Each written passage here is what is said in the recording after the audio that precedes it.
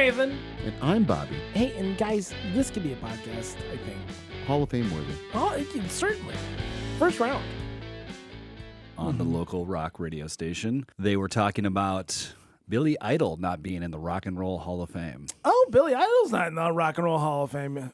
Really? He didn't make that list, did he? I don't think he made that list of, like, I feel like, Billy Idol. Time and a place. It's a no for me. I think, A, he's qualified. I mean, like, he is... He's rock and roll. What was the... Yeah, he's rock and roll. Yeah. He is eligible. That was the words we were using when we were talking about people not being in the Rock and Roll Hall of Fame.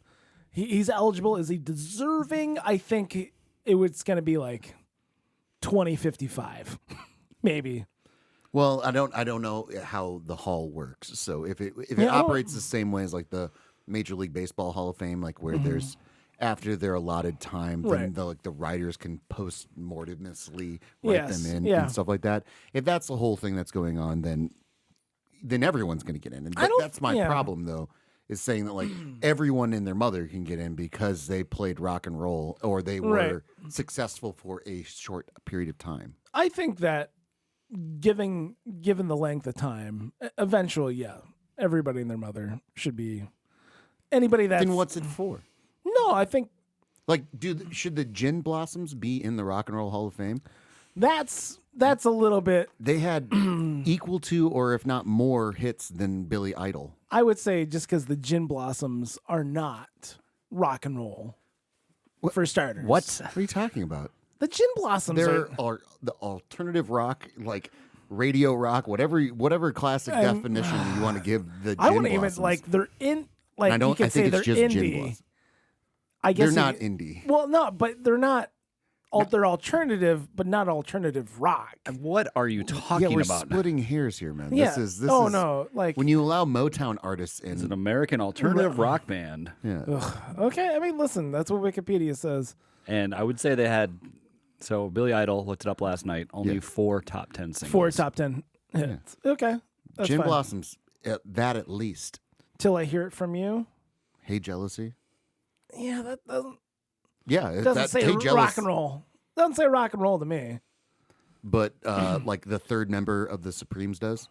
I don't think that was a thing on the list. There was like there was a Supremes like group. There was a number of Motown and blues artists and like tangential to what is quote unquote rock and roll. Right. Formidable. Yeah. If you can tangentially look and see how that genre of music influenced what would become what we know is rock and roll. Sure. As the basis. Because this whole conversation started off with Missy Elliott being elected into the Rock and Roll Hall of Fame. That's wrong. There's something about that that screams something. This is wrong. One of these things is not like the other. Right. You know? Right. And it's because when we go to the list of snubs. You know, Patsy Cline being one of the snubs. It's like, that's not a snub. That's not a snub. That's what the Country Music Hall of Fame is. Now, where this argument eats itself is that when we came to Rage Against the Machine, and I said definitively, absolutely, Rage Against the Machine needs to be in. Of course. That leads, and Outkast was another one where we're taking a stance here. Right. But as I thought about it, I'm like, there's enough legal precedent as a lawyer. I know we're not on an Uber right now. Yes. But as a lawyer, there's enough legal precedent with Rage Against the Machine being deservedly should be in the Rock and Roll Hall of Fame. 1,000%. That opens the legal door for all of rap and hip hop to be in. But it still proves our situation that Missy Elliott getting in before Rage Against the Machine is preposterous. See, I think okay. Here, I rest my case. No. Rage is in the Rock and Roll Hall of Fame. Okay. So Nathan was reading from an old article. Yes. Okay. Okay. So the legal Rage is in. I don't even 2023. remember. So last year. Okay. So the legal precedent has been set. Sure. That Rage. Can we get the other rap artists? Hold on. Let me clarify something with you. Yeah. Is Rage Against the Machine a rap group? No. Okay, because I thought that's what you're trying to say. They're rock and roll though. They have a lot of rap influence, and there's a lot of elements. Yeah. Sure. Yeah, sure. That's what I'm saying. The legal precedent where we're talking about the sphere of influence, because we agreed that, like, of course, R&B and Motown and blues all influenced rock and Yes, roll. yes, Of course. yes. Like that's undeniable. Yeah. Because if you listen to Hall & Oates and you don't think that there's R&B factions going on Right, there, right. then you're just lying to yourself. Right. So that opens the legal door for all those other things to come through. Right. Now, examining it in a legal setting, Sure. Rage Against the Machine might be the band that has to get through in To order justify Missy Elliott, but I to would, justify just rap and hip just hop rap in and general. hip-hop. I don't. Yeah. I would say it's rock and roll with just like he raps and screams. Zach does, and Yeah. Yeah.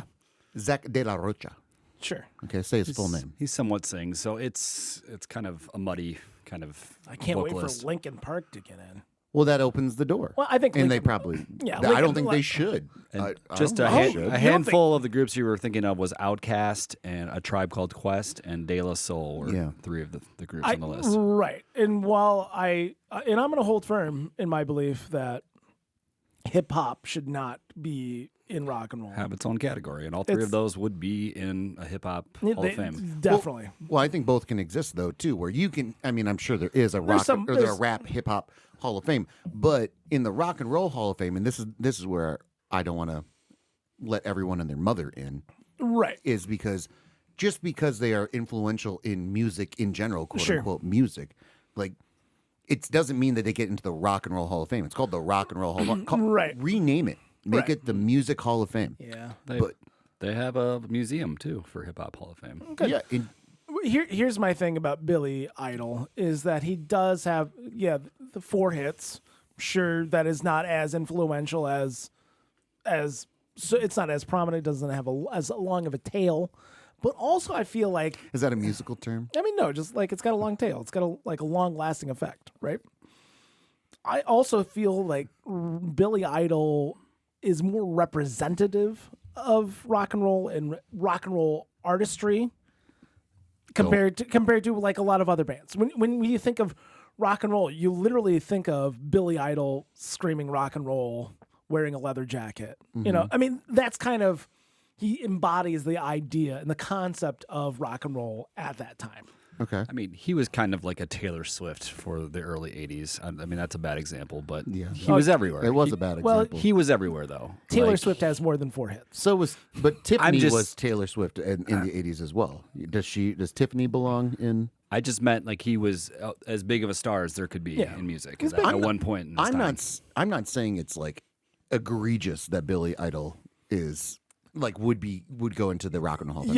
Yeah. You can make the argument for it for sure, but my through line is there has to be a line in the sand at some point. Not everyone can get in because that's the whole point about the Hall of Fame. No, I think is- my point is that eventually you start looking back, and finding those old obscure quote unquote groups and bringing them in. And I think that eventually, at some point in time, it makes sense that Billy Idol will be there.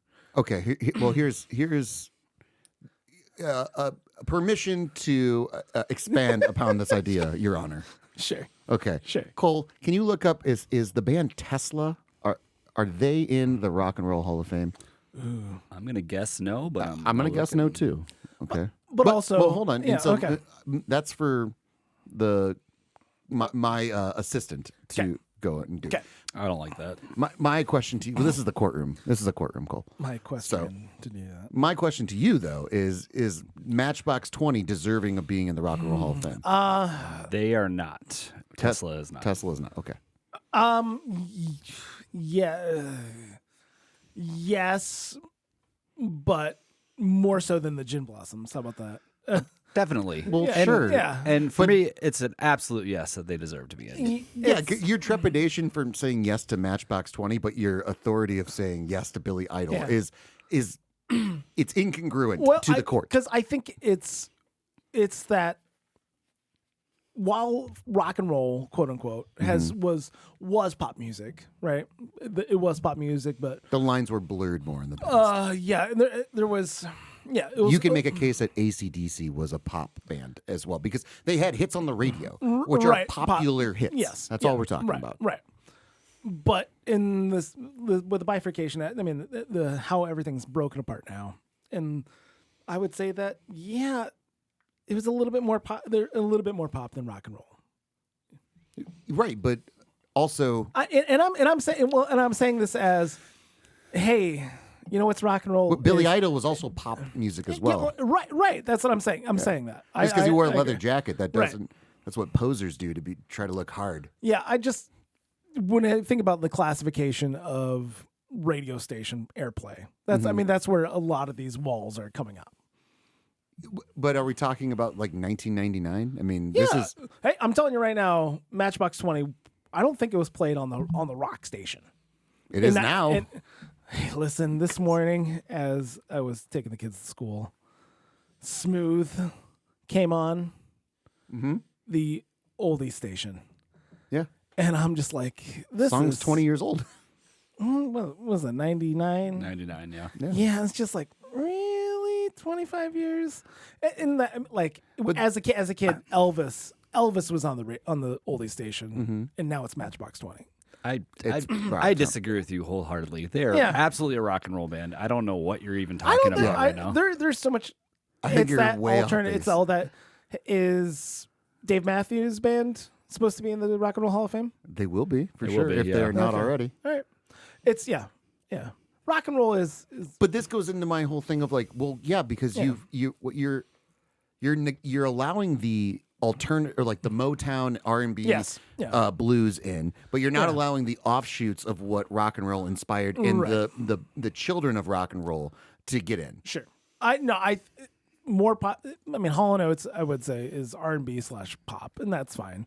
No, Is Daryl Hall and John Oates in the Rock and Roll Hall of Fame? Yeah. I'm pretty sure Yes. they are. Yeah, Hall & Oates. No, it's fine. No, I think, yeah. But you can make like I'm pretty sure Hall & Oates has a song called Rock and Roll. Like rock and roll. I mean, Bill Haley in the Comets is considered rock and roll. Yes, It's yes, a very yes. Yeah. wide range And it's of what changed is. and There's a shifted big over difference the year. between Hall & Oates and AC/DC, Right. but they also are very popular music, which bleeds into the whole pop music of it all. Right. So to negate a band like the Gin Blossoms or Matchbox 20 for the level of success they had, and that's kind of what my approach to it is like we have to maintain a level of you had transcendent success that allowed you to Gin Blossoms are there? Hey, for 3 years those dudes ruled the radio. They did. Yeah, so did 3 Billy years. Idol, though. Yeah. Right? But Okay, you're trying I'm to not compare. saying that Gin Blossom should be in the Rock and Roll Hall of Fame. I'm saying it's a general comp. Do you think like Robert Johnson sounds like AC/DC? Who's Robert Johnson? Blues guy. Oh, Like the father of okay. rock and roll, essentially. Yeah, he sold a solo. I didn't watch on the jazz Crossroads. documentary. Was that covered on that? No, it was not. Okay, I'm just checking. No, but that's the whole. I'm aware of my ignorance. Okay. But this goes back to the initial thing that we were talking about with this. Is it's such a blurred line in the sand. Yes, And it's not clear cut rules. I understand that. but upon retrospect, I believe it is though. I think that what they're doing to allow Missy Elliott in before Rage Against the Machine would be atrocious. Would be preposterous. But to allow Rage Against the Machine in, that allows for the rap and hip hop world to be opened up. And if we can get information on who like the first rap rock group was that was inducted into the Rock and Roll Hall of Fame, I'm gonna bet it's Rage Against the Machine. Hold on, is Missy Elliott like inducted this year? Yeah. Oh, okay. Yeah. Okay, I'm not aware of that. So I'm not following the trades. I'm not reading the papers. Before I search this, I'm gonna guess it was Run DMC, See, that makes sense. and they had rock elements too. So Yeah, you can make an argument, yes, because of how influential the one song that they did with Aerosmith was. Or would it be Beastie Boys? we got to go back even farther. Oh, Blondie? The Sugar Hill Gang. It's pretty much one of the first ever do it. Grandmaster Flash and the Furious Five. And this is where we get into the problem with everything because Yeah. what is Grandmaster Flash to rock and roll versus rap and hip hop? They're much more influential to rap and hip hop than they are to rock and roll. Right. You know, Right. Grandmaster Flash is like the Beatles of Yeah. hip hop, essentially. yeah, I'm aware. I saw the documentary. You've seen the documentary on Grandmaster Flash. Which one? And the Don't Furious Five. mansplain Grandmaster Flash and the Furious Five to me. By the way, this is where Vin Diesel got the title for. I'm just kidding. I was if you laid a truth bomb on me that Vin Diesel wrote Fast Five. So we can't call it Furious 5. Can't We call it it Fast Fast 5. Well, you can if you put Grandmaster Flash and in it. Furious 7, please. Yeah. No, it just that goes back to the initial kind of issue with all of this, where you're like, it's either the Rock and Roll Hall of Fame, because it goes back to the Patsy Cline and Dolly Parton of it all, because Dolly Parton and Patsy Cline aren't in the Rock and Roll Hall of Fame. They're not. And it's considered a snub, and it's only considered a snub because they're not in the Rock and Roll Hall of Fame when they clearly at no point in time in their career were rock and roll artists in any sense of the word. Right. And the same can be said for Grandmaster Flash and the Furious Five. They were always a hip hop group. They never made one, like, I can understand the case for the Beastie Boys when you make Sabotage and you're like, okay, here, this, I understand this is how they got into the rock world or how they blended these worlds. Run DMC, I can get it with Walk This Way, you know? That alone, sure, absolutely. I understand. Yeah. Rage Against the Machine has a very, very strong resume to get into the rock At and roll no Hall point of Fame. in my life ever have I ever considered Rage Against the Machine a rap group or a hip hop group. And you've ever. never listened to them at all. Well, I've listened to them. They certainly have rap elements, but never like. But that's what we're talking about, sphere of influence, though. Like, clearly they were inspired by hip hop and rap at some level. Do you want to hear what rappers are in the Rock and Roll Hall of Fame? Sure. Yes. Yeah. Jay-Z, LL Cool J, Notorious B.I.G., Tupac, No. NWA, Okay. See, that's not the Rock and Roll Hall of Fame. Public Enemy, Beastie Boys. Beastie Boys, Beastie Boys, you can make an argument, but only because there was elements of rock and roll. Run Not DMC. Run DMC again Same for the thing. same thing. Like when you cross over between, it was a big thing when Run DMC and Aerosmith did Walk This Way together. It revolutionized, it revitalized Walk This Way, which was a song that was 10 years old at that time and made it another hit. So now Missy Elliott and Grandmaster Flash. And that's it. So Is Grandmaster Flash also inducted this year? no, they were like the first one. Okay. Yeah, that's what it was. Grandmaster Flash was the first one. And it's nothing against Yeah. the art form. It's just what it's doing is if you're negating It's not rock and roll. Yeah, if you're negating Dolly Parton and Patsy Cline, Yeah. but you're including Tupac and Sure. Notorious B.I.G. And then might as well let everybody in. It's a free for all. Cole, can you do me a favor? Can you look up what the first induction class was? Because is this something that's shifted over time, or has this been from the get-go?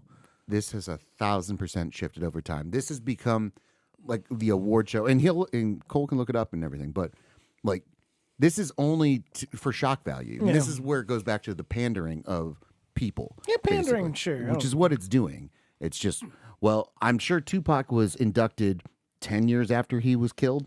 You know, same thing with Notorious B.I.G.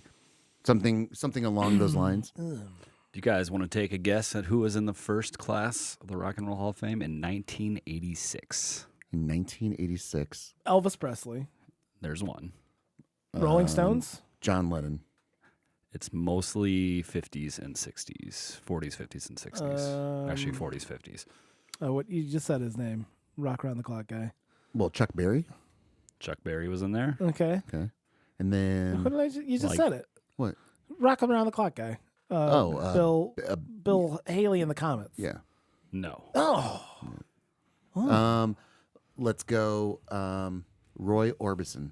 Nope. Think about the kind of Was he dead in people that 86? started rock and roll. was he dead in '86? He was starting to die. Most of the 50s, like what Jerry Lee Lewis. Jerry Lee Lewis is one. Okay. And then, well, how many? Can you give us how many total? Buddy Holly. Buddy Holly is one. Sure. Okay. All right. Cool. 10. 10 total. Okay, let's go and rattle them off. Elvis Presley, James Brown, Okay. Little Hardest- Richard, Okay. Yep. Okay. Fats Domino, Okay. Yep. Ray Charles, Okay. Chuck Berry, Okay.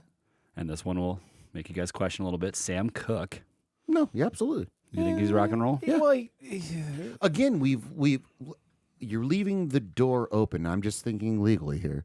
You're leaving the door open for the sphere of influence, Right. and then what that does to the genre of music. okay. Buddy Holly, Jerry Lee Lewis, and the Everly Brothers. The Everly Brothers. Everly Yeah. Brothers. Yeah. I never say that right. But all those track, Avid Brothers thing. all those track. So Sam Cooke. I mean, I guess would you classify him as R&B? Mm-hmm. Yeah, I mean that's. I mean, This is Motown. Yeah. Was he Motown? But what I'm saying though, like it influenced the genre of what rock and roll is. That's the whole thing about it. Like where it, like the comp I always go back to is that Ozzy Osbourne listening to the Beatles inspired Ozzy Osbourne to want to make music. Ozzy Osbourne and the Beatles are two completely Pretty different far things. apart. But they're both considered rock and roll in the grand scheme of things. And why the Beatles are important is because they had that effect on so many different artists that also went on to do great things. That's what the kind of line in the sand is for like a Hall of Fame. What is your sphere of influence? All those names that are listed on that first top 10. I mean, they're huge. That's huge. They're huge and they inspired others. You know, Yes. it's hard to imagine that Daryl Hall would would sit down and list his, his influential artists and not mention Sam Cooke in Hall & Oates' repertoire of songs and stuff like that. And I know I'm putting Daryl Hall on a pedestal here in this conversation. Well, my problem is you're putting words in Daryl Hall's mouth, and that's and nobody should do that. No one should. I'm really. assuming is he my client in the situation? I don't think he's my client in the situation. No, but I think I understand that. End of the story. End of the day, kind of a thing. Wrapping this up is, I understand that this is a mushy. The walls and the lines of distinction they're hard to see between these genres, and especially as we continue to grow and genres change, shift, and more genres are added. That being said, I think that, and I really hope it's not just racial bias, that it is, not just excluding rap, but I mean, in today's day and age. For me, I'm trying to figure out why is that a line for me? Why is Missy Elliott a line? And quite frankly, Jay-Z and Tupac, I don't quite see that. And is it that hard? Is it that hard of a line? Because there wasn't the sphere of influence with that. And I think this all sets up like the new metal world. New metal, umlaut's metal. I'm familiar. I'm very familiar. Is the thing that's coming. That's the thing that's coming down the pike. Right around the corner. Because like a band like Korn absolutely deserves to be within the Rock and Roll Hall of Fame. Yeah. And is there rap, hip hop elements of Korn? Absolutely. Yeah. Absolutely. So you need that door can be open, and that's where I go back to Missy Elliott in my world before knowing that Rage Against the Machine was inducted beforehand. Missy Elliott getting in before Rage Against the Machine is egregious. Now, in my world, if Rage Against the Machine gets in, that opens up the door because it allows for all these other things to happen. Now you can have a legal precedent to go back and be like, oh, well, they were inspired by Grandmaster Flash and the Furious Five and shit like that. And they cite it, as things. So that opens the door retroactively. Right. And I think that my thing is with Missy Elliott, she does dabble so much more in the pop realm for a long time. I mean, literally. Name 3 Missy Elliott songs right now. Put that thing, flip it down and reverse it. What was the one that sampled? You're killing me. Yeah, I know. Well, no. You're thinking of Work It, by the way. Work It. Thank you, Cole. Mm-hmm. I was really into Missy Elliott for a solid year and a half in college. Okay. Reason why it was the first time I heard in the Rock and Roll Hall of Fame. The Double Dutch Bus sample. That was the first time I ever heard that. Is it with a Izzy was it for Sheezy my? If you're having a stroke, just let me know. Like blink twice. The Izzy Shizzy language. Okay. That was like her big 2000 hits were "Lose Control," and "Get Your Freak On." Come on. Oh yeah. Quiet. Shut your mouth. Okay.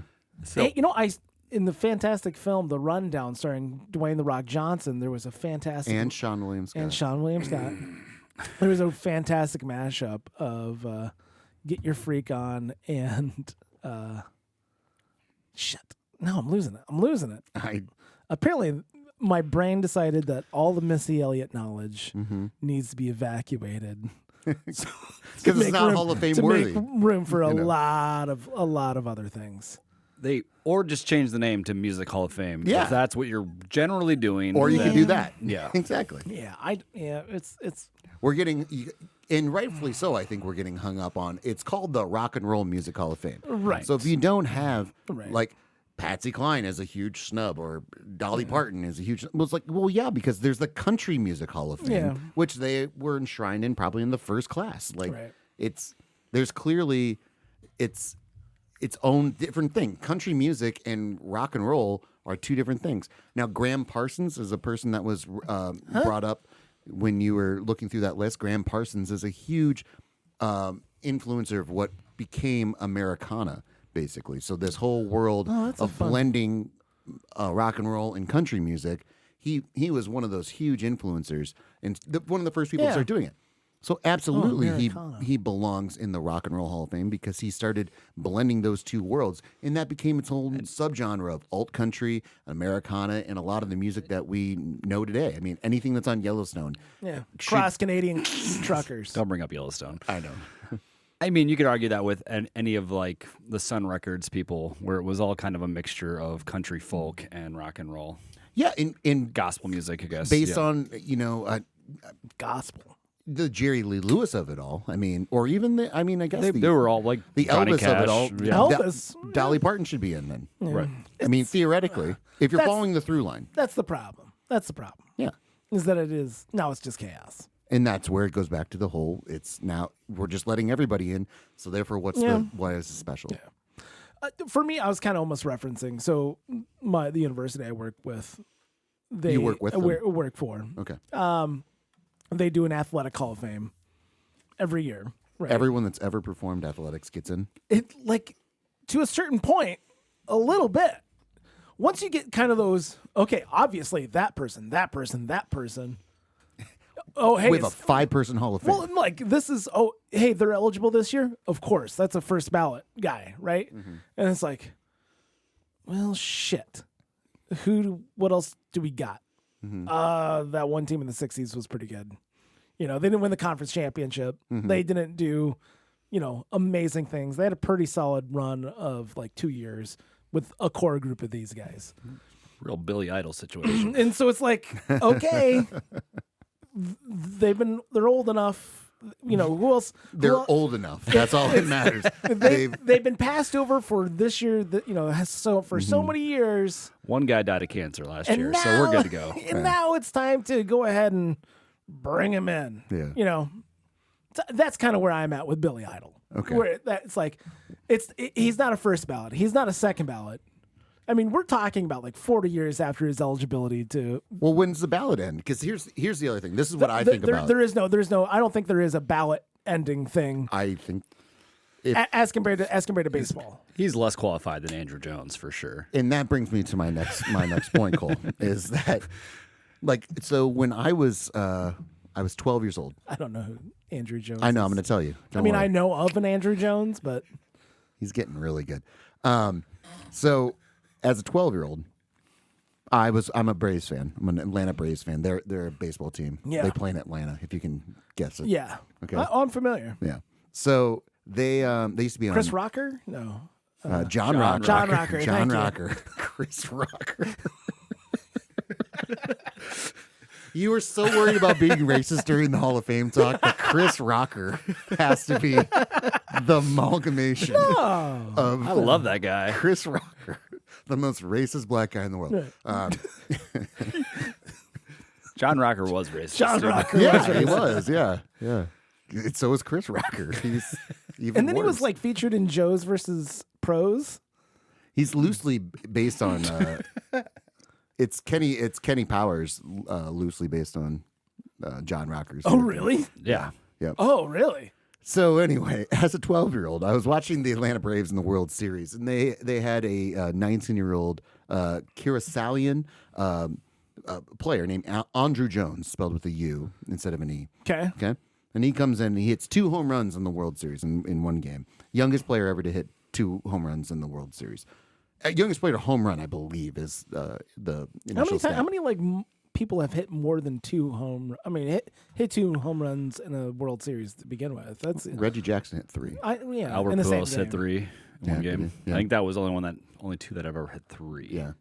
He was the youngest player, I believe, to ever hit a home run in the World Series Okay. until I think Juan Soto might have maybe beat him in that one. But anyway, after seeing him play for a couple of games, I tell my dad as a 12-year-old, I'm like, I bet you that guy will be a Hall of Famer. Yeah. And my dad's like, no, there's no way. No way he's going to be a Hall of Famer. And this is after I kicked him in the dick. So he knows. Like, He understands authority. business. Yeah, exactly. And so he's like, I said, I'll bet you any amount of money that he'll be in the Hall of Fame.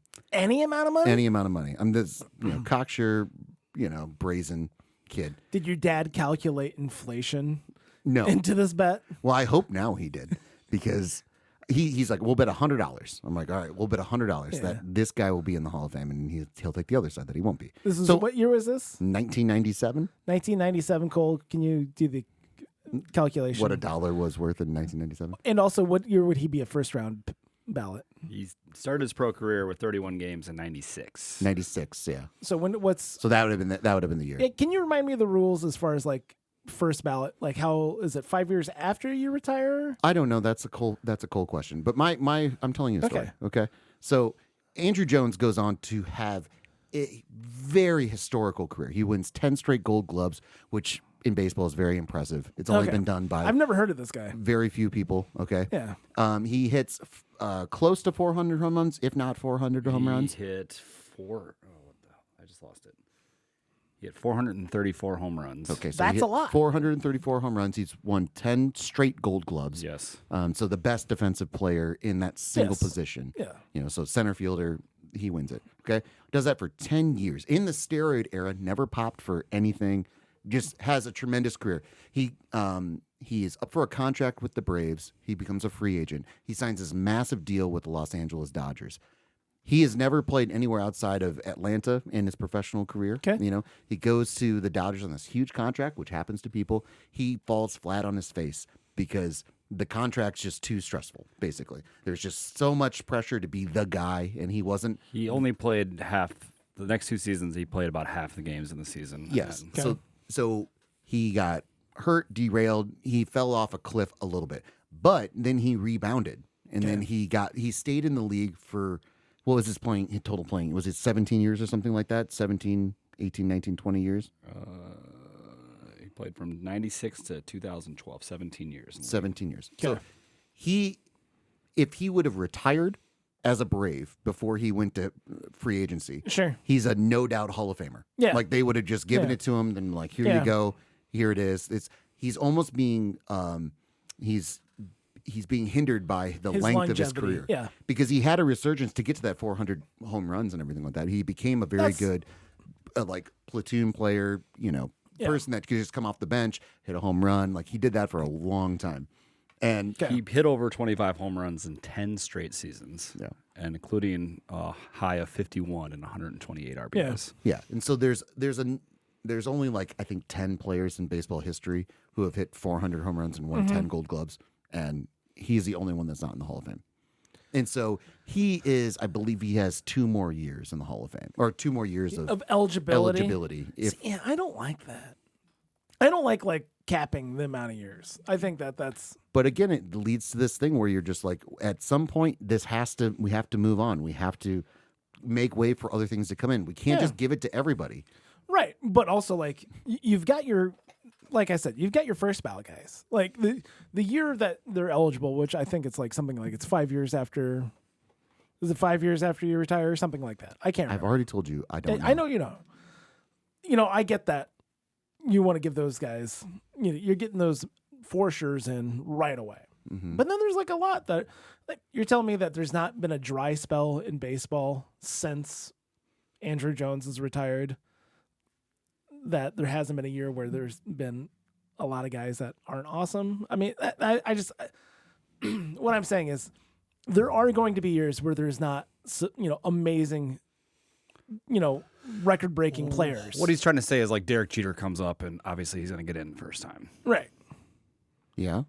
But then No one's denying that. there's not 1,000 Derek Jeters ready to go in. There doesn't need to be 1,000 people to get He's into just saying that new people come in and they're obviously no doubters, and that's what pushes the Andrew Joneses of the world. But he's saying he doesn't like I don't like the that idea there's of a time limit. time limit. Which is the thing that's pushing them out. Because in perspective, everything's holy shit. This guy I mean, is he still going to hold the record in 10 years? Or like being a top 10 position in 10 years? Well, no, because that's why Hall of Fames are stupid, because they change the rules of the damn thing, and that's where you go back to the Rock and Roll Hall of Fame. It's like, just call it the Music Hall of Fame. We don't have to talk about this because it's not rock and roll versus rap. It's just music, and we're talking about Music Hall of Fame. Every one of those artists that we're talking about in the Rock and Roll Hall of Fame debate deserves to be in a Music Hall of Fame for their influence on music. They're worthy of But when you do this thing where you're like, oh, we're going to make it this specific thing, you're like, well, then hold it to those specific parameters or tweak it accordingly. Sure. But don't just let everybody and anybody in. Billy Idol can't just get in just because in 1985 to 1988, he ruled the, the personification of rock and roll. Like, he definitely led the Chris Rocker of rock and roll. I don't know if that's true at all. I don't know if that's true. I mean, Chris Rocker, I'm sure he's probably is a real person somewhere. He's right up there with, I don't know, Doug Marlin. I'm not finding any Chris Rocker, by the way. So he's a dentist. It's funny, Sheboygan. It's funny that you mentioned like Chris Rocker, because I did see that there was an AI generated artwork that was done of black rappers as white people. Have you seen this? Yeah. So and going they all look through, skeevy as all shit, man. Oh, it's hilarious. It's just, it might be the most American thing I've ever seen in my life. So skeevy. Where it's just, we are more alike than we are different. And every like Lil Wayne and Snoop Dogg, and I think it might have been Jay-Z, just all looked exactly like someone I've seen in real life. Where it's just like, oh God, that'd be a great body swap movie. You know, where the dude sitting in the trailer park, you know, just smoking a Marlboro Red, drinking an Old English 40, and you're just like, I could have been a rapper. Could have done it. I could have done it. That's exactly what those pictures had. There's a lot of that. Do you enjoy Old English? No, I don't think I've ever had it. It's very sweet. It's a very sweet. There's not a lot of hops in it, so it's a very sweet malt liquor. I don't know. Yeah. Yeah. I'm a Mickey's guy, so. Oh, Mickey's is fine. It's a little bit. It's easy to go skunk because, you know. It's easy to go Go skunk. skunky, get skunky. Okay. I mean, same with Old English, but just because it's clear bottle, you want to have an amber bottle. Otherwise, it Gets the sunlight. UV rays deteriorate. What was your go-to like crappy beer? We did Ice House a lot. We did. I did, like in college. I did a lot of Ice House, but also we did drink a lot of Old English 800. That was quite a bit. Also, like St. Ides. You want to like? Have you ever heard of St. Ides? Is another malt liquor. No. And much like you with Andrew Jones, we've never heard about St. Ides. Is it Andrew? Andrew. Yeah. Andrew. I thought you were saying Andrew. Andrew Jones. It's where the U came in. I told you. Yeah, you did say it with an umlaut. Nope, that was new metal. We were big Bud Ice guys. Bud Ice. Yeah, there wasn't a lot of Bud. Bud Ice was kind of a joke. Yeah. My question is, were you drinking Bud Ice ironically, or were you drinking it seriously? Because I was broke and that's what Ice House. Ice House is like, because that's almost like a 6-point ABV. Yeah. St. Ides though, like one's gonna get you drunk. Two. How many Gold Gloves did St. Ides win? No. heck of a career. Heck of a career. Really fell off towards the end. Two, and you're just like fucking gone. It's like it's bad. This is for the alcoholic that needs to get drunk quick. Forget where. No, it's like it's trouble. A buddy of mine drank 2 Ice House 40s in one night and proceeded to barf for like 3 straight hours. Yeah. It was good. I never played Edward 40 Hands, but I know people who did. And that was always something I'm like, I think there's nothing to brag about. I only did it a couple times, and I would just chug the beer because I had to fucking pee like almost immediately. And no Edward 40 Hands for you. No, I always found it an incredible waste of duct tape.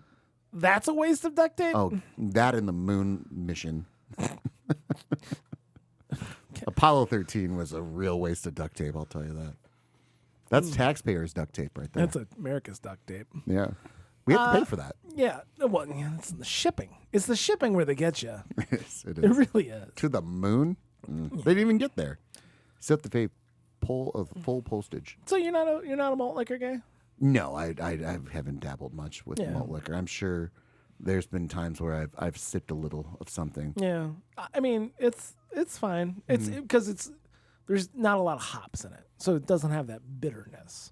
So it's much more of it's like I said, it's a sweeter drink than you would think. Gotcha. But it's still good. Yeah, the idea of like Edward 40 hands. Yes. Okay, I would like to know like the first people.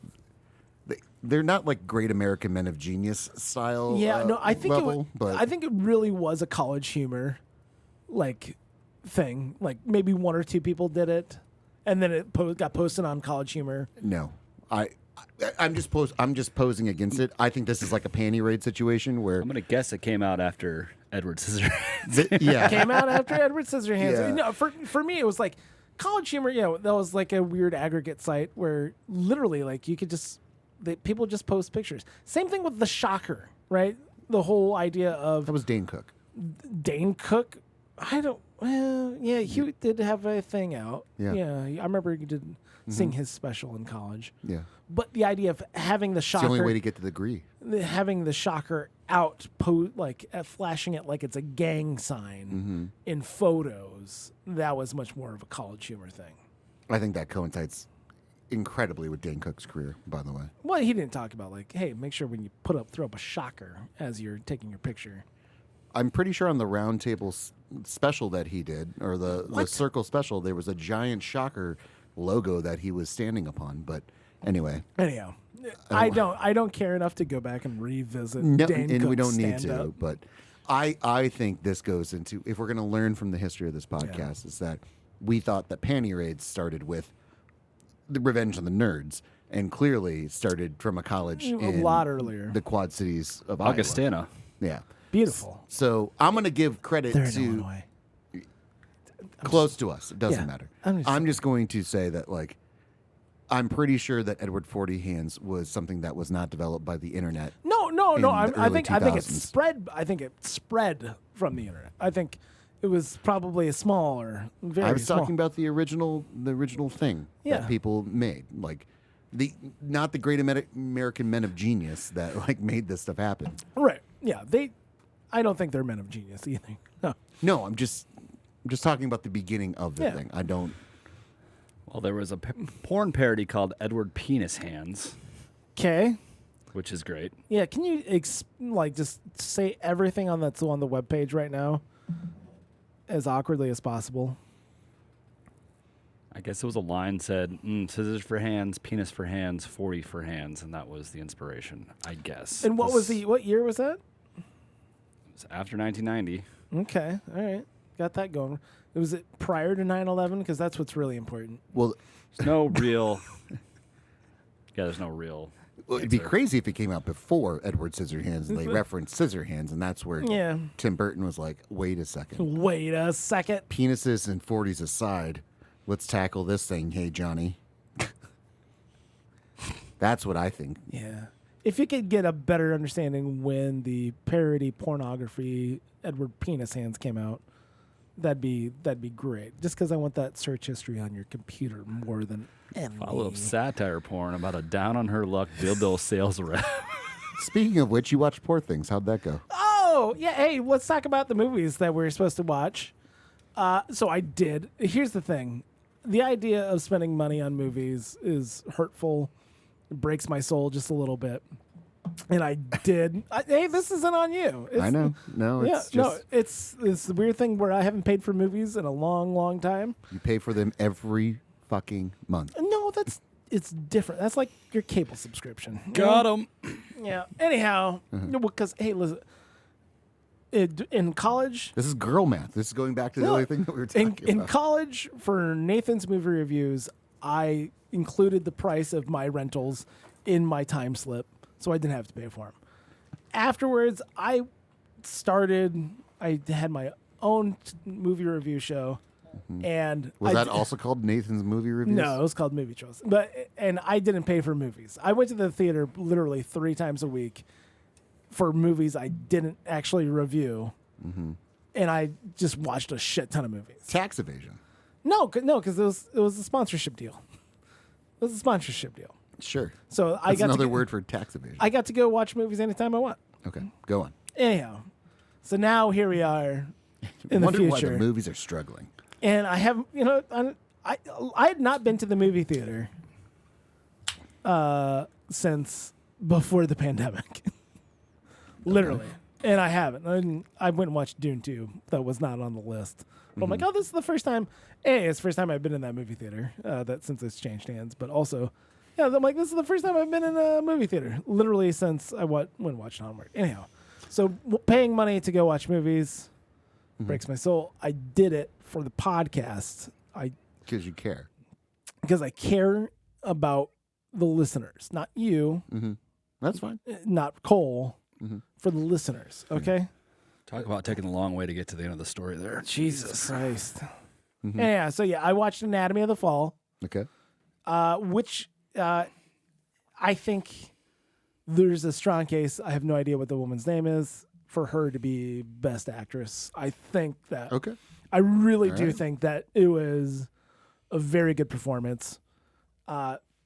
Really, I think a really excellent movie. I mean, just really interesting, a very interesting concept, and just the bouncing between languages was also very interesting. The woman is German. Okay. It takes place in France. The common language between the two of them is English for pretty much everybody. And so just bouncing back and forth between languages was very interesting. Well, that's an interesting into having an English dialogue Yes. movie. About, Yes. Okay. All right. Yeah. So that was really interesting. That was interesting for me. Okay. Also, a different look into courts, like French courts. Can you give a synopsis of A what the movie's synopsis about? is man and woman are living in a chalet in France. They're not necessarily like a happy couple. Anyhow, the woman takes a nap. The boy goes out for a walk with the dog, comes back, and the husband has fallen out of the top window, or supposedly is fallen off of the top window, Okay. and is bleeding out dead, and nobody knows what happened. Okay. So, did A woman is a suspect of a murder in her husband's death. Their half-blind son faces a moral dilemma as the main witness. but he's not the main one. Like, Well, that's just the log line. He's yeah, not no, making yeah. it up. It's interesting. Cole's one bit is to make up log lines for movies. And You're like, that's not what it's the about. ambiguity of did she do it? Did she not do it? Yeah. Goes through the whole thing. And then also just, it was a very like courts and how courts, and it's just like, you're going to be screaming objection the entire time. I know. It's going to be. And just like how, especially there was really some interesting stuff court wise so you have the defendant and then there's the witness and literally the prosecutors bouncing back and forth between the witness and the defendant and saying, okay, you saw this, right? Blah, blah, blah. And she'd be like, yeah, I saw this, and this. And then he turned to the defendant. Okay. She just said that. Why is that bullshit? Or, try to like, Interesting. I'm like, oh, that's. What are European courts? I'm only licensed in America. Yeah, I know. So, And not even in the state of Iowa. Yeah. So that was look, interesting. if you get me into rural county Delaware, You're a lock. I'm on it. Okay. So it was Big city Delaware, not so much. Yeah. No, the kid was great. The kid was really Okay. good in it, and the woman was just fantastic. I mean, I have no idea who she is. Maybe that's helps as far Okay. as like, I'm not sitting there staring at Rachel McAdams, saying, Well, trying to get lost. yeah. In there. I'm a betting man, so if I'm gonna take your advice on this one. I think I'm gonna look it up. Best actress. What can you get me her name, Cole? Sandra, I just had it. Sandra Oh, that's not it. No, I switched pages. Sorry. switch pages, but because I will put a bet. Sandra Huller. Okay. Yeah. Because these are the type of things. Huller. Cuter. Euler. Because Yeah. I'll take your word for it, absolutely. Because if it's one of those things that pops on the screen, Yeah, no, like let's put some money on. Let's make some cash. I heard a story today that betting on the Oscars is becoming a big thing. Oh, it's been I like- think I bet on it every year. You bet on the Oscars every year? Best Picture, yeah, Like where? on FanDuel.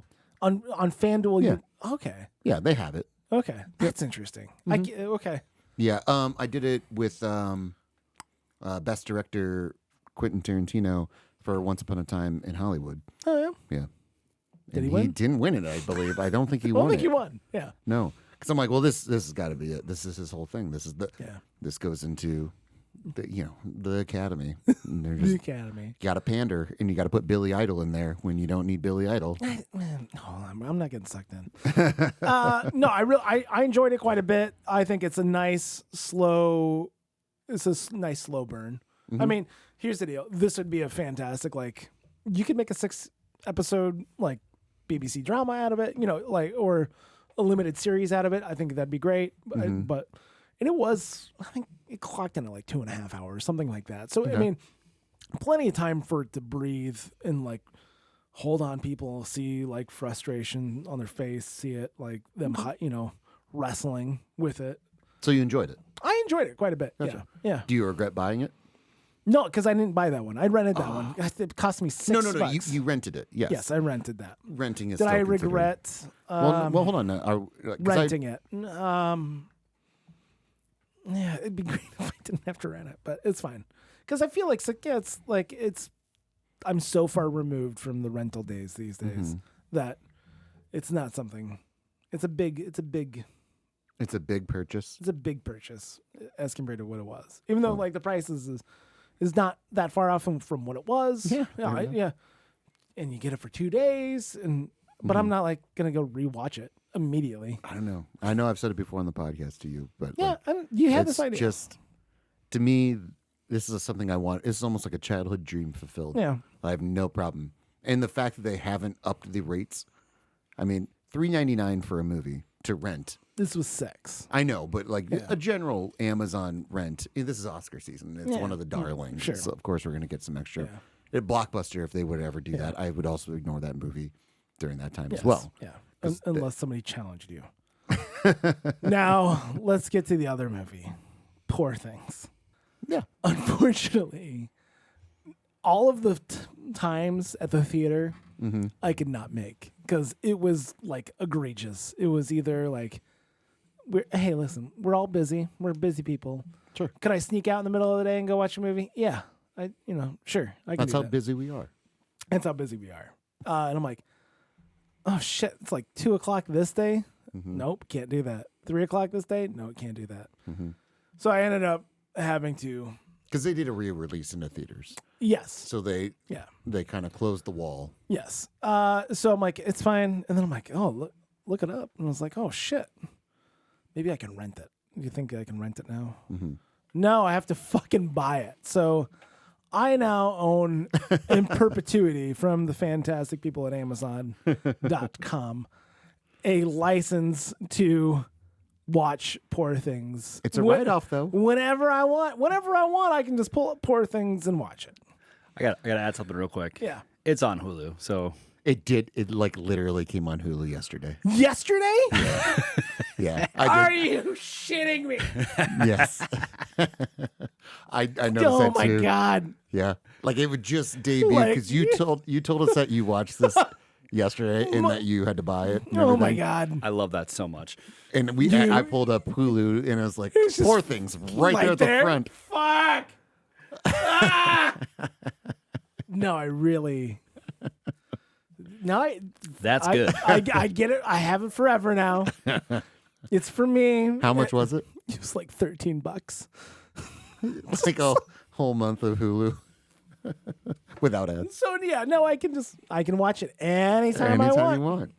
Well, it's funny because when you were telling me about that, like I go back to watching Mel Gibson's Fat Man. Yeah. And it was $3.99 to rent or $4.99 to buy.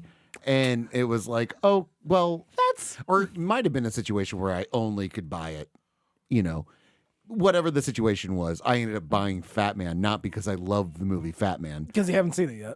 but I have it forever. No, now. you own it And I forever. can watch it whenever I want. Whenever you want. And I you haven't can- watched it one time after the first time. No. Anyway. Yeah. So We'll anyway. see if I revisit. I'm sure I will. Because so Poor Things. Poor Things. It's a very weird movie. This is not for the mass audience. This is, it's a very. This is one for her, for Emma Stone. No, I don't know if that's right. The one for them, one for me. I think it's one. Yeah, this is one for her for Yeah, sure. that's what I'm saying. I mean, so Yargos Losmosis. I'm trying to remember the guys. Yorgos lost most of this. Let's let Cole tackle that one. It's a Greek guy. He's made a number of films. A lot of them are very fucking weird. He did a interesting Greek film. Greek language film called Dogtooth. Super fucking weird. He made The Lobster. Very fucking weird. The Favorite. You like The Lobster? I love The Lobster. I laughed a lot during The Lobster. The Favorite, which was an English-speaking movie, also that one wasn't as weird. This one is this is a little bit different. I feel like there was elements of this where it's like, you're doing some Wes Anderson stuff now? Okay, all right, sure. I just watched all these Wes Anderson movies. This guy's good. Yeah, so it was because there was a lot of that, especially like with weird set design, quirky, like almost miniatures, kind of stuff. Like there's some of that, which I thought was very interesting. I do like the idea of a foreign director like coming to the American market and then being completely removed from like American cinema, and then just being influenced in like the things that become like film school tropes. You know, like every film school student is like trying to be Quentin Tarantino or Wes Anderson or the Coen brothers at some stage of their life. So to have like a foreign successful director coming to America and like doing the same thing, there's something funny to me about that. So for me, like my thing is, I love when a super weird fucking movie gets made and then mass distributed, because like it's like, yes, let's continue to make really super fucking weird shit, like because that's good. People need to it's experimenting. Let's just throw fucking everything at the fucking wall and let's just go take me on a fucking ride. And it is like Poor Things is like, it's a ride as far as, because you have no idea what's going on. I have no idea what's going on right now. So Poor Things, the plot is it's a somewhat of a take on Frankenstein a little bit. Okay. A Frankenstein-esque creature. Frankenstein's monster. Frankenstein's monster goes out on an adventure traveling the world. Now, we talked a little bit ago about narratively, it's not interesting when it's, and this happens, and this happens, and this happens, and this happens. Yes. I don't think that, like, there's a lot of that. Okay. Lazy writing. But it's interesting. Because it's a slow progression. I mean, so she's a monster. She's a reanimated something. Okay. Right. Animatron? Automaton? No. No, she's like a reanimated. She died and she's got brought back. I'm not going to. I don't want to spoil it. That's fine. Because we're going to sit down and watch it together. I'm going to come over and watch it. And or just watch it on Hulu. Or just watch it on Hulu. Where she does, I mean, she grows and starts learn. She learns language and gets much more like dexterous and is able to have more function over her physical capabilities. She grows and changes that way and learns to express herself and learns like of ideas of what she wants and who she wants to do things with, and like what she wants for her future. So there's change happening. Okay. But it's incremental and it's not like, she's really stuck with the dilemma. As compared to like Anatomy of a Fall, where it's like, hey, this character's got a real decision to make as far as what they want to do. Which path do they really want to take down? Gotcha. As compared to Bella in Poor Things, where she is just literally like, all right, we're on this adventure. We're going from here to here to here, little pit stops along the way. And yeah, it's so fucking weird. And it's shot really weird as well, where it's just like, out of nowhere, we're just going to go to really super duper, really fucking fisheye lens and like really distort shit. We're going to be in black and white for this scene, but not for this scene. Stuff like that, which was, okay. I was like, oh, this is all Do you very feel that it interesting. was maybe someone having too much at their disposal, too many resources? No, because I think this guy's just, I think he's crazy. Did it land? Oh yeah, no, the it's movie just landed because it's very. it's very disorienting. The whole, it becomes much more linear as it goes along, and then that's just what happens with her as Bella as a character. But yeah, it's fine. But then again, I like being fucking just having no idea what the fuck's happening next. And same thing with the character. But don't you think though that like that's a trope for like, oh, I have no idea what's happening, so therefore I must think it's good because I'm just going to agree with that. Not saying that's what you're doing, but that's what people do, where they're like, oh, I have no idea what's happening, so therefore it must be good. No. I mean, I understand what's happening. I don't know what's going to happen next, and the character doesn't know what's going to happen next. But that's what I'm asking you though about like the average person watching it. Are they assuming it's good because they don't have the voice of authority? No. I think a lot of people, they'll watch this. If you took average Joe off the street, or like somebody who thinks they have taste or high-minded off the street, and put them in front of this movie, they're gonna be like, "What the fuck's this? What the fuck's going on? What's the point of this?" You think you have high tastes? Well, no. I mean, I like weird stuff. So when things are weird, it doesn't frighten and confuse me and say, why isn't this? But they didn't re-release every movie that's up for the Best Picture to the theaters. They did it with this movie. Yeah. Like it's one of the few, if only. Really? No, I really do think that it is beautiful. It's beautifully shot. Okay. It's the set design is literally, it's one of a kind. Like when I said it's Wes Anderson-esque, it's like Wes Anderson, but he's on methamphetamines. You know, I mean, Greek. Where it's just like it's much more over the top. It's over the top, but it still has that kind of quirky uniqueness to it. Okay. You know what I mean? But is it re-released because of the graphic nudity? Maybe. Oh, the graphic. Yes, you failed to mention the graphic nudity. And that was a bit of a surprise Emma to me. Stone. Emma Stone, Okay. which Here's the thing about modern day actors and actresses. Yeah. I don't care how hot you are. I would rather you be a better actor or actress. I believe they all prefer to be called actors now. I don't know. But anyway, I don't check the logs. I don't care if you're hot. I care you could be hot and a bad actress, but I'd rather watch an ugly actress be good as an actress. Yes. Emma Stone, I have no desire to see naked or she's she is conventionally she's an attractive person. Yes. I have no desire to see her naked whatsoever. Sure. And she does fine in everything that I've seen her in. Yeah. So I think she's good. So I've there's no desire to do it. So if when it comes to it's you got to see this movie because Emma Stone's naked. Yeah, it's not like Scarlett Johansson's leaked, pictures on the internet. That's right. But again, like with someone like Scarlett Johansson, like ScarJo on the show, we call her ScarJo. So I apologize for that. But you can tell them like, you've gotten a lot of roles because you're hot. Yeah. You're not that great of an actress. Like you've gotten better. But she's fine. But like she is hotter. The equation is she is hotter than she is a good actress. Versus like, Emma Stone is probably a better actress than she is hot. Yeah. Yeah. So there's no desire. Yeah, there's no, it's no calling card to be like, guys, you got to see this movie because Emma Stone's. Well, yeah, and you don't have like a little pocket where you've written down must see Emma Stone naked. That's not. Yeah, that's you don't have that. No, that one's not on your cards. No, not at all. Yeah. Well, because I told you I recently watched Sex Tape with Cameron Diaz and Jason Segel.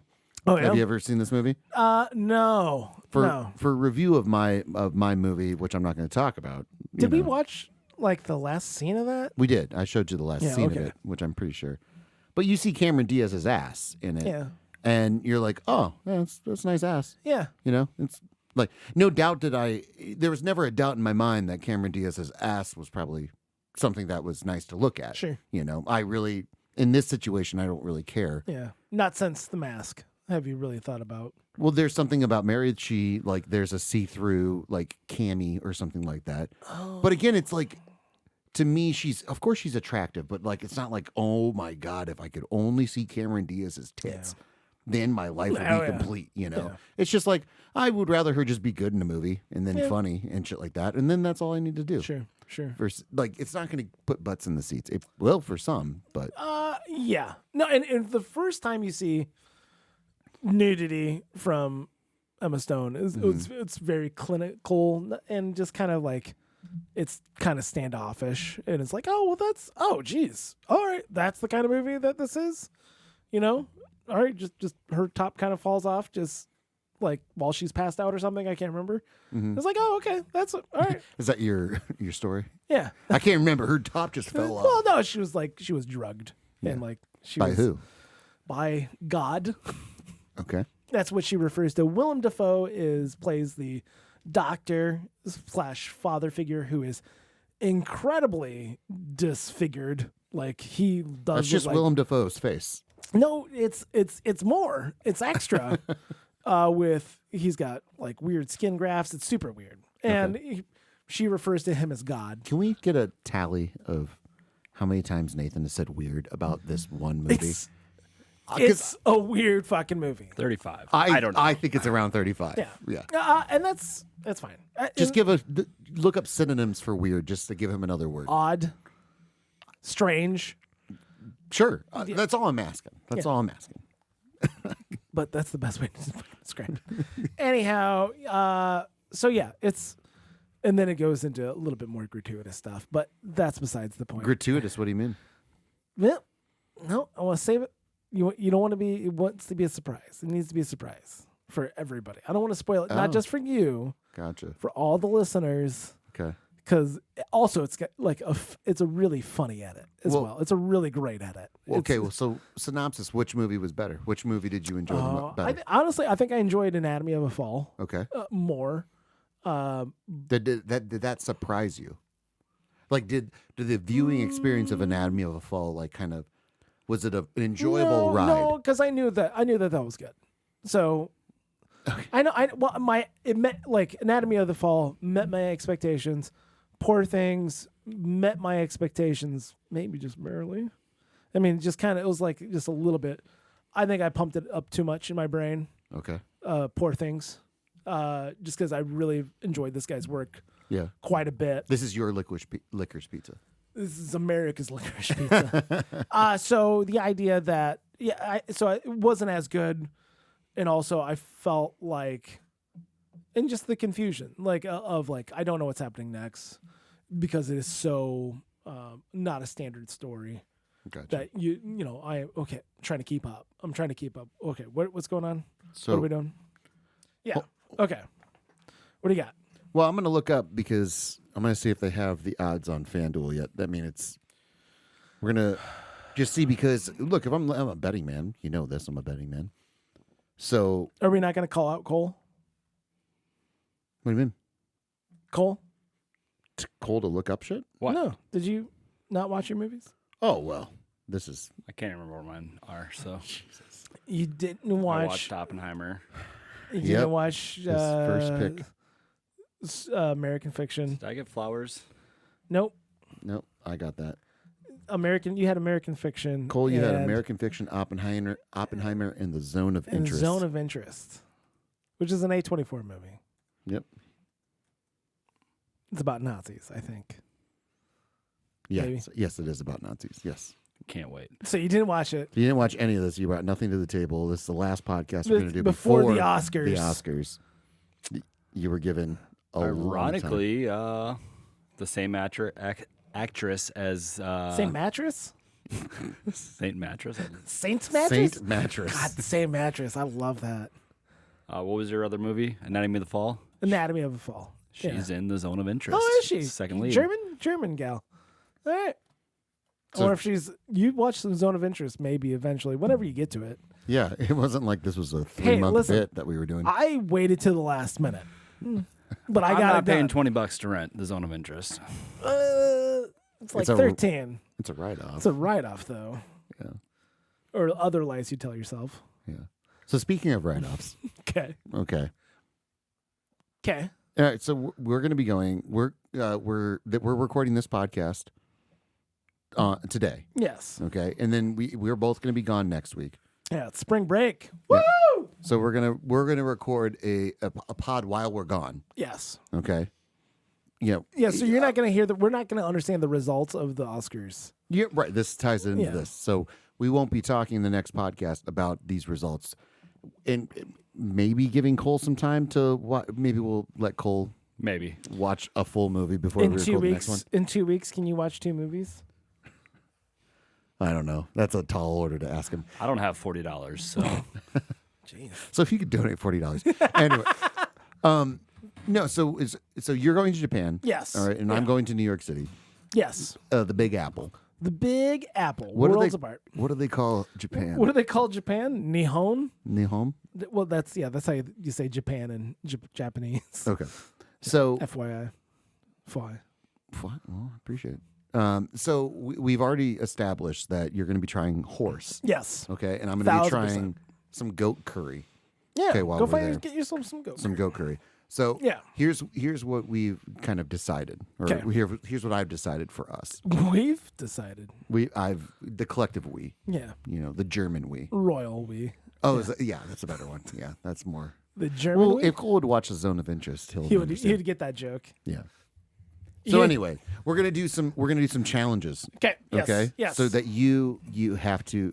These are things you have to search out for. Yes. Not like a scavenger hunt, but kind of a scavenger hunt. Yeah. Okay? Yeah. Let me 'Kay. pull it up. All Okay. right. Okay. And if you have any ideas, let me know. If you want to expand upon this. I'll jump in. Okay. Okay. The punniest souvenir. See, that's gonna be hard.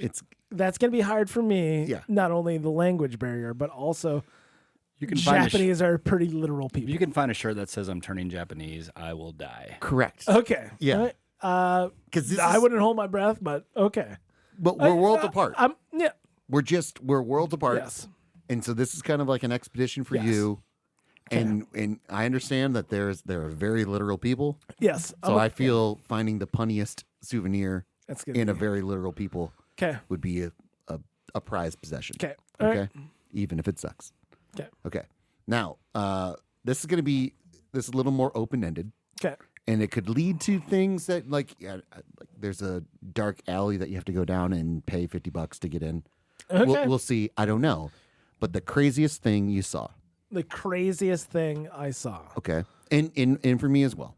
Okay. So these are checklists that we just kind of have to. What's the craziest thing I saw? Whether you turned your head to the left, and Yeah. in the sunlight saw a guy shitting on a bumblebee, or Yeah. that's probably more for me in New York That's City. you. That's Yeah. a you. Yeah, that's more of a New Yeah. York City thing. But anyway, Okay. All right. so just keep that in your mind. Okay, this is where the cheapest drink. Okay, Yeah. find Okay. the best, cheapest, just the cheapest drink. I think this is gonna be interesting because right now the yen is a little bit weak. So I'm going at a good time here. Mm-hmm. So I'm really curious. And we'll do the conversions beforehand, so we don't have to do it in the real time. Yeah. because Yeah. if you could find a drink that in American dollars would be like 40 cents for Yeah. yada yada. I don't know. Okay. Okay. Now this one Analysis. applies to both of us, and I think we can both 'Kay. do it. The craziest sushi. The craziest sushi. We're going to two. Okay. I would say two sushi capitals. Right. Right. And no doubt, mucho respect. There's to gonna, the there's gonna be Japanese. probably some really good sushi. I'm hoping for really good sushi. Yeah, We'll see. but when you go to that really good sushi place, you have to order the craziest sushi, like the most, the farthest, Yeah. The whatever out of that bounds. is. I want to find the out of bounds food. Yeah. You know what I mean? Yeah, Yeah. because we started off this list. We both found top 10 list of the craziest foods Foods, that you could yeah. have in Japan and New York, Yeah. and we found out COVID killed a lot of those crazy foods. Honestly, right. that's That's really what right. happened. We Yeah. were just like, oh, there's a kangaroo burger that you can get in New York, and it's like, not anymore. Not anymore. You can't get that anymore. Thanks, COVID. Yeah, kangaroo burgers did not survive COVID in Manhattan. That's so weird. And it's dumb. It's Yeah. dumb. You know. So I'm surprised there wasn't a big enough rally around that. Should have been people. Exactly. Save our kangaroo burger. Because I would try a kangaroo. Establishment. I would try a kangaroo burger. Okay. You know, lean meat. You think it's We lean? we eat buffalo. You know, Hold on. You think buffalo are basically the kangaroo of America. Everyone knows this. no one knows this? Everyone. It's in the. They both have pouches. I don't know if that's true. Buffalo. No. No. Shit, no. Well, you can ride both, right? Yeah. Yeah. Both will put up a fight. I'll tell you that. That. I'll sign off on that one. You don't want to get close to either one of them. Right. But God, I want to they're watch the Buffalo they're Rider. stacked. How do you get buffalo sauce out of a buffalo? That's a dangerous process. Cole. Cole. All right, and so Continue. the last one that I've come up with, and if you have any other ideas, let me know. Okay, but Okay. so for us, this is more New York centric, but I think it expands to Yes. the place that you're going. We're going to try to find the cheapest Broadway show we can get into. Yeah. Yeah. I think that's So- going to be hard, but You're going to have, like I think you're going to have a yes. karaoke challenge. I think I'm going to go to I think quite a few. I've been told so the host city where I'm going to. I had a lovely conversation with the guy who's in charge there Of the whole city. Of the whole city. No, of the Wow. of the club who's sponsoring him. And he's like, "Yeah, we'll go out. We'll go to all the karaoke spots." And just like, "Oh, Yeah. okay, all right." So it's like, I think he's like, "Yeah, we're gonna stay up like every night." And I'm like, "All right." Yeah. So I'm really looking forward to that. And that's going to be a bullet point that we have to like remember. They're like, what is late in Japan? What is late in New York? Right. We'll figure that out. That's a good question. And that's not necessarily tangential. Like it doesn't. Like the lines don't connect. But if 4 in the morning is 4 in the morning, 4 in the morning's 4 in the morning. So I'm curious if, what is late there, and especially because this is not a big giant city. It's a city of like 100,000 people, not huge in Japan standards. So I'm curious about that. But it's also their festival It's called weekend. big in Japan. Yeah. Get it? I'm big in Japan. I'm huge. Cool. I'm pretty big in Japan. I mean, statue-wise, yeah. Yeah. I mean, are you going to be treated like a red-haired I don't know. king? I don't know. Part of me is kind of like hoping for that a little Of bit. course, a part of you is Yeah, hoping for- yeah, I know like- you well enough. Like where it's like, am I going to be some just fantastic anomaly? My brother, he went to China for an education trip when he was probably 10 years ago. School. Yeah, he's an educator. He's an educator, and he was like like, all right, hey, let's take a bunch of educators from America, let's tour around China and exchange culture, kind of a thing. And he said that the amount of Chinese women that went up to in his arms and your arms probably have the same amount of hair. And they're just like fascinated and like just stroked his arms just about how You say I have hairy arms? no, I don't think that you have like I don't- exceptionally hairy arms. No. I think on the mean of the middle of the road, hairy, Yeah. you might be a little bit above the mean. You Okay, know? this is news to me. I think maybe just slightly. I'm not saying like slightly above average. Okay, all right. Not like I'm not Robin Williams over here. you're not Robin Williams over here by a long shot. Yeah. But I think between Cole and I, which I don't think. But you guys are daywalkers. Yeah, I don't think Cole's got. Yeah. It's because you can't see your delicate, light-skinned. It's very light. I've got light arm hair. So, you It's know, the Italian in me. so the idea, you're Italian too? Yeah, sure. Anyhow, so the idea of like, just like how fascinated they were about his body hair, like that's kind of stuck in my brain for a little bit. And Gotcha. me with my beautiful flowing red locks and large red beard, I feel like I am going to be, Accosted, mauled, or like, yeah, revered. I feel you're going more like revered. Yeah, that's the Yeah, scary. like where people are just going to go, Yeah. look at the Be beautiful. like Marlon Brando in Apocalypse Now. Just We're such a beautiful man.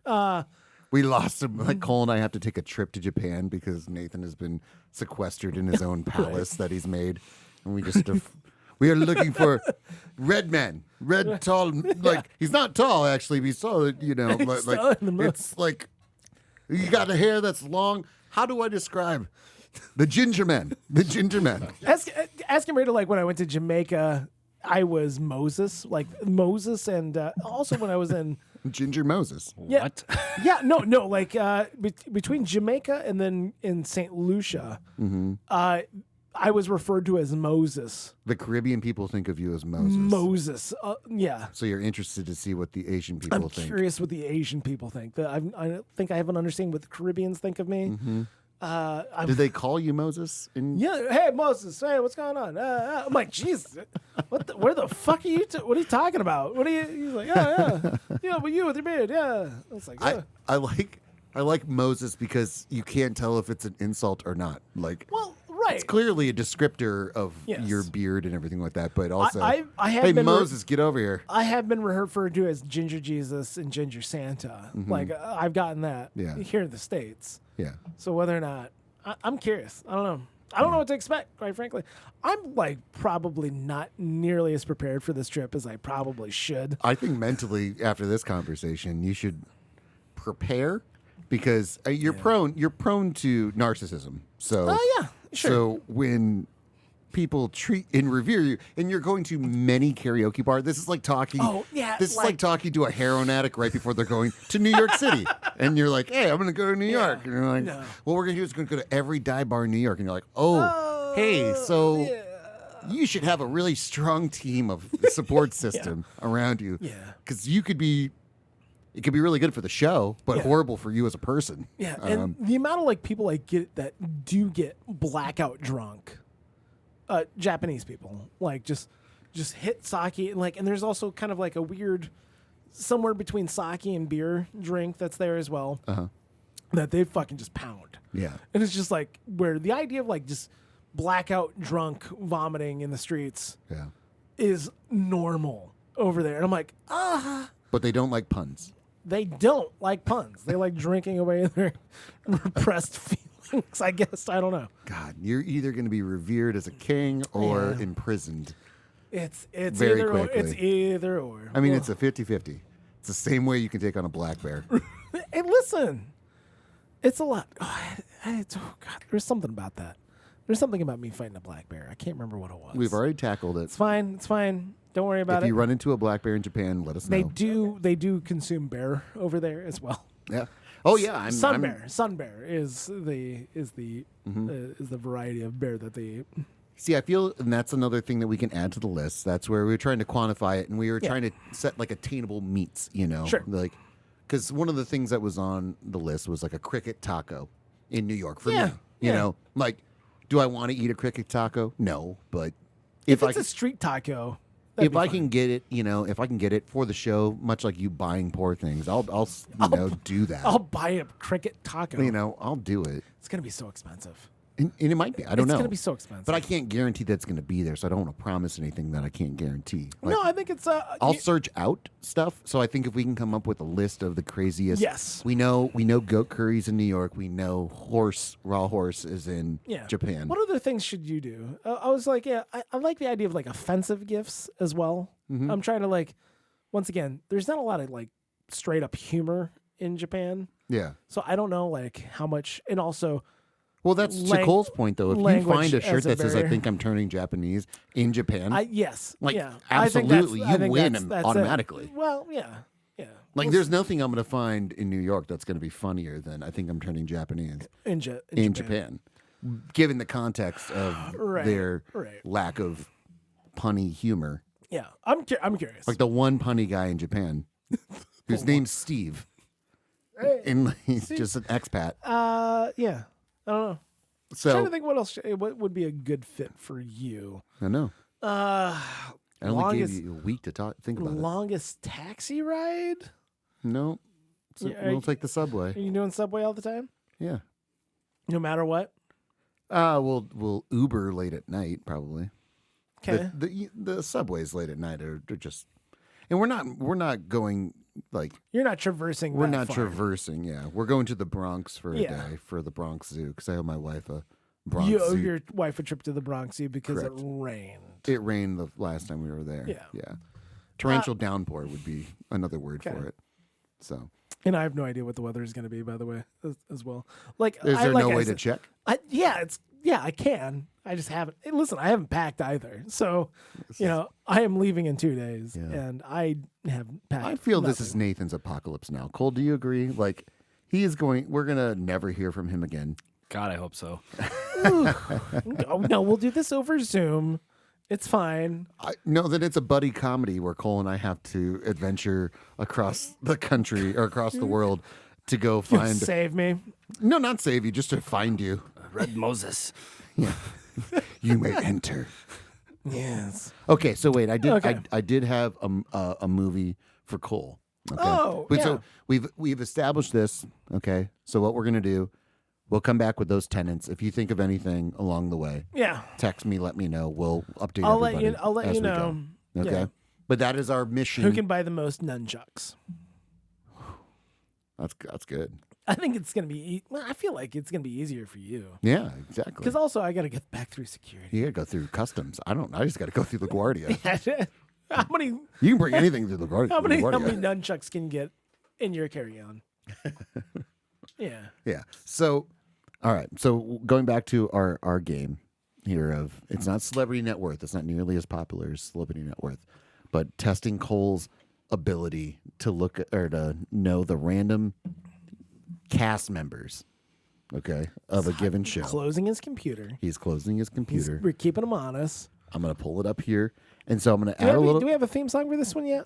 It's the same. It's the one as this. There it goes. Okay, let's see what people Cole knows of.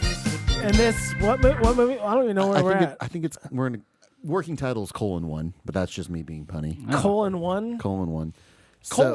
:1. That's a fiber supplement, by the way, guys. Brought to you by Colon One. Yeah, exactly. Who's the fiber supplement? This show is brought to you by :1. That's what it is. You're Yeah. right. You're right. Okay.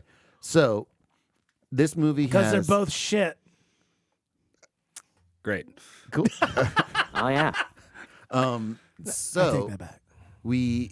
there's a lot of people. Okay, this is a troupe of people. So you're gonna have a really long runway of knowing Beverly Hills. these people. Okay, but there's one in this movie that if you get the mystery space, basically, I will count it as a win. You done. You can stop guessing. It's like catching the golden snitch. Sure. Are you familiar? No. Okay. Okay. So. I'm assuming some Japanese then. Okay. So you want to avoid? Is it going to be obvious? No, I don't think so. Okay. It's not to me. It's Like a not gun to to, you. gun to my head. If you're like, this person's in this movie, I'm like, Okay. get the fuck out of town. Can we go ahead and can we modify the rules just a little bit? Sure. Okay. This is a work in progress. If he can get that special golden snitch actor 1st, Mm-hmm. I think that's like worth like extra points. Yeah, He's going to continue to list off other characters for bonus. sure. Okay. All right. And are we going to still Yeah. bid Yeah, we'll on still how many? bid. Okay. All right. We'll still okay. bid. Okay. I think because I have no idea what the movie is. Bobby's the one holding all the cards, and quite frankly, us hostage. Well, do you want to know? I can tell you. yeah. that- Well, the movie. Yeah, I'll tell you the movie. Yeah, he has to know the. No, I'll tell Yeah, you. Yeah. To make a guess. Yes. Yeah, to make a Oh guess. yeah. So the I'm not movie withholding. is Lil Nicky. Little Nicky. Okay. The movie. That the is- Adam. That is. I'll an give you a ensemble. free space of Adam Sandler. I don't think that's Okay. crazy. Well, no. Okay. So, So. I think I'm gonna go ahead and say 9. I'm gonna Okay. say 9. And is he gonna get the special guest?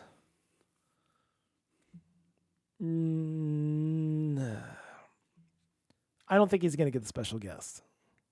I'll The go. special actor, the Golden Stitch. That's the only thing I can think of. Right. Okay. So you went 9 straight. You don't want to go 8.5 for the over. 8.5. You go 8.5. Well, because if he gambling gets, turns. this I'm is not a what degenerate happens. gambler, so So you 8.5. So if he gets over 8.5, 8, he yes. wins. Okay. You win. I'll go 7.5. I'll take okay. the under. He's taking I'll the take the under. under. Okay. All right. Okay. Okay. And then if he gets, and then you chose no on the I'm gonna golden stitch. no on the- I'll choose yes. yes How on the about Golden that? Stitch. Yeah. Okay. So if I get that, then what's the rule between us? I think that's like worth 10 or something. I don't know. Okay. Just we got to extra. figure it out. The we should arbitrary. really figure out this super propeller has no applicable nature Yeah. other than what we're doing get, right now. You get the special amulet that you can wear to next week's tribal council, I guess. I don't know. Okay. All right. All right. Coley Gibbs, who is the Golden Snitch character that Bobby's looking for? It's been so long. I'm either going to say Ozzy Osbourne or John Lovitz. Well, John Lovitz is in the movie. Yes. Does he play himself? No, he plays a pervert that was in the tree at the beginning of the movie. That's okay. I'm getting there. I'm getting there. Peeper. Yep. He's Okay. there. That's not one of the. That's not one. Can I not get who it? I'm Let's thinking get it. of. Let's get a ding. I thought Ozzy was going to totally be it. And then hold on, let me get Ozzy here. It's not. He's not even scrolled down. Well, I had to go full cast and crew. I'm gonna go. Hold on one Oh, second. jeez. Ozzy's in it. 2, Okay. Patricia Arquette. 3. The 3 random dudes. Only one I can remember. His first name is Alan. But the 3 guys that are in all of his movies that are the Grandma Boy crew, I guess. I cannot remember. Yep. This is a real Colin Firth situation. Yeah. Okay. I'm not. I don't feel like giving you that. I really Nope. don't. Not even can't- Alan. Nope. Not even Alan. I can tell you you're close. Alan Covenant. I'll I'll take covert. that. Covert. COVID. Okay, we're at 4. Mm-hmm. And are we giving him? We'll, Is Adam Sandler off the board or not? we can give him 5. We'll give him Adam Sandler. Was David Spade a character where he scrolls up or like flies up by a window and he's like a cross-dresser? Oh. Hold on one second. David Spade. Nope. David Spade's not in that movie. Was it Nick Schwartzman?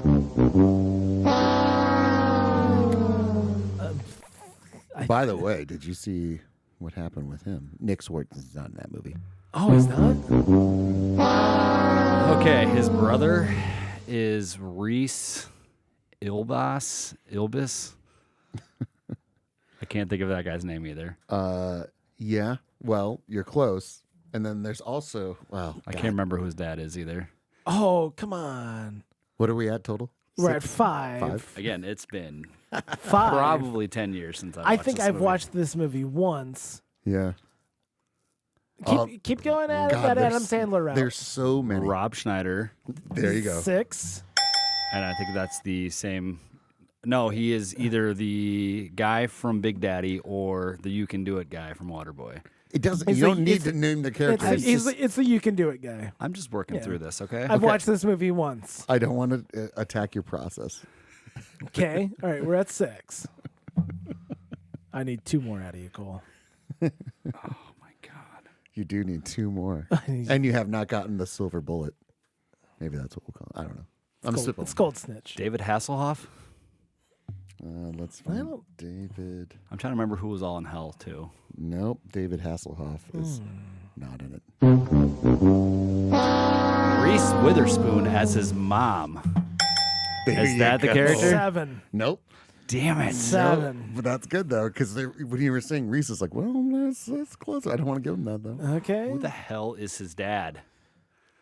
That is going to drive me. Satan himself. Yeah. Yeah. And Just dad in the IMDb. I know who it is, and that's frustrating. This is frustrating because I've watched it. Third time I say, I've watched this fucking movie once. Whenever 20 years ago, this fucking movie came out, and I didn't think it was that funny then. We're at 7. We're at 7. Just going to go with the standard other people that are in his movies. Chris Rock. Kevin James.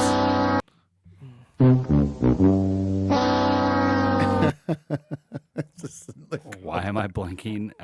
Kevin, huh? how do we pick the perfect? Kevin James. huh? Hey. Why am I blanking on the name of the actor? Man, am I glad I called that guy. I don't know. Steve Buscemi. Is Steve Buscemi in this fucking movie? I don't think so.